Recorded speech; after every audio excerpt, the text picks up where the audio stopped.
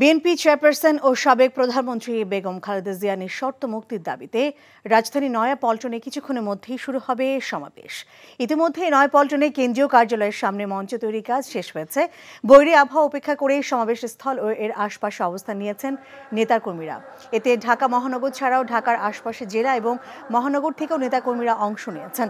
সমাবেশে প্রধান অতিথি থাকবেন বিএনপির মহাসচিব মির্জা ফখরুল ইসলাম আলমগীর। এছাড়া দলের স্থায়ী কমিটির সদস্যরাও সমাবেশে বক্তব্য রাখবেন।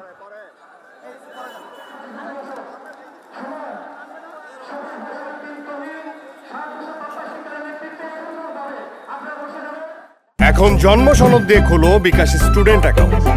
নিজের বিকাশ নিজে কর।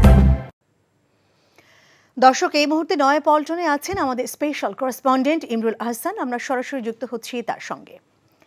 ইমরুল, বৈরী আবহাওয়া সত্ত্বেও কিন্তু নেতাকর্মীরা সমাবেশ স্থলে আসতে শুরু করেছেন। আপনার কাছে আমার প্রশ্ন যে দলের মহাসচিব এবং কেন্দ্রীয় নেতারা কি এখনো এসে পৌঁছেছেন কিনা, এবং সব মিলিয়ে সমাবেশ স্থলের পরিবেশ আপনি কেমন দেখছেন?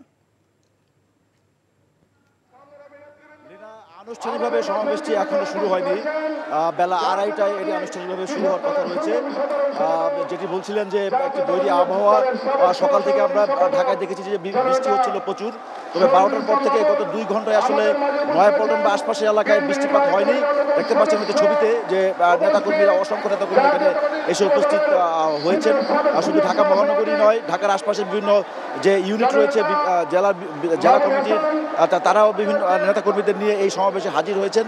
বহুদিন পরে বিএনপি একটি সমাবেশের আয়োজন করেছে এবং তারা একটি সর্বাত্মকভাবে সফল করার জন্য ব্যাপক প্রস্তুতি আমরা গত কয়েকদিন যাবত তাদেরকে নিতে দেখেছি। অসংখ্য নেতাকর্মী তারা এখানে জড়ো করার একটি পরিকল্পনা নিয়েছেন। আর যে প্রশ্ন জানতে চেয়েছেন যে প্রধান অতিথি মির্জা ফখরুল ইসলাম আলমগীর সহ সিনিয়র নেতৃবৃন্দ কখন আসবেন, তারা আসলে দলের পক্ষ থেকে জানানো হয়েছে যে বেলা 3টার পরে বিএনপির মহাসচিব সহ যে যারা কেন্দ্রীয় নেতারা রয়েছেন, স্থায়ী কমিটির সদস্যরা, তারা এখানে উপস্থিত হবেন।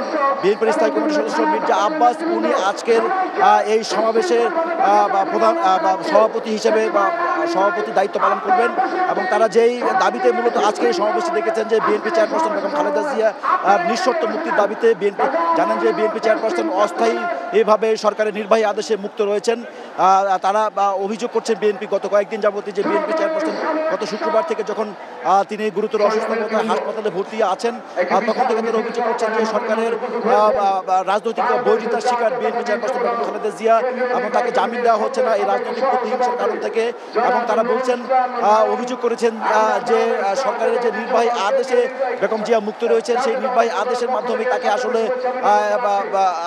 এই যে চিকিৎসার জন্য দেশের বাইরে পাঠানো সম্ভব, সেখানে আইনের কোনো বাধা নেই বলে তারা দাবি করছেন।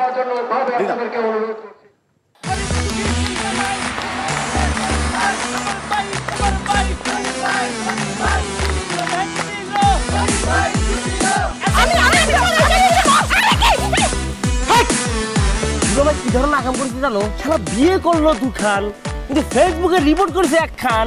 মেজাজটা আমার তো হট হয়ে রয়েছে অনেক আগ থেকে। আমি আমার জান পাখি, সোনা পাখি, টিয়ে পাখি, কি করতেছো? ফেসবুকে একটা পোস্টে অ্যাংরি রিঅ্যাকশন দিছিল। Don't touch my body. বড় বউয়ের প্রতি অনেক কি বেশি না মায়া মহব্বত, যাও তারে গিয়া দেখাও। আমার কাছে আইছো কেলা? প্রথমে আমার ঘরে না এসে আমার চোখের সামনে দিয়ে গট গট করে ছোট বউয়ের রুমের মধ্যে চলে যাও কোন সাহসে? আমি ভাবছিলাম তুমি বড় বউ বড় বইনের মতো থাকবা, কিন্তু তুমি বাইরে হইছো আস্তে একটা ডাইনি বুড়ি। আমি সাক্ষাৎ ডাইনি আর তুমি সোনার ময়না পাখি। এই চুপ করো। ওরে খোদা, কান্না কাসুল।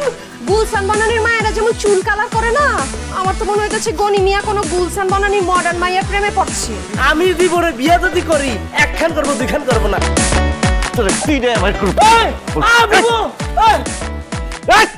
কি করতেছ? আরে বাইরে করতে বাইরে যা কইছি শুনো, গড়তে বাইরে তুমি কি করতেছ? তুমি কোথায় যাচ্ছ স্বামী আমার? হ্যাঁ, তুমি ছাড়া মোর কোনো গতি নাই, তোমার ঘরে একটুখানি দাও ঠাই। দেখাই দিচ্ছে ছোট বউ তার আসল রূপ, নাগিনী সাপিনী। শুনছি ভালোবাসা টিকে থাকে বিশ্বাসের উপর। আমার উপর তোমাদের সেই বিশ্বাস ছিল, আজকে দেখতেছি আমার উপর আর কোনো বিশ্বাস নাই। যেহেতু বিশ্বাস নাই, তোমাদের সাথে থাকার কোনো ইচ্ছা আমার নাই।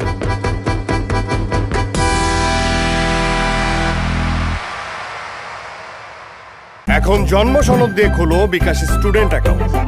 নিজের বিকাশ নিজে কর।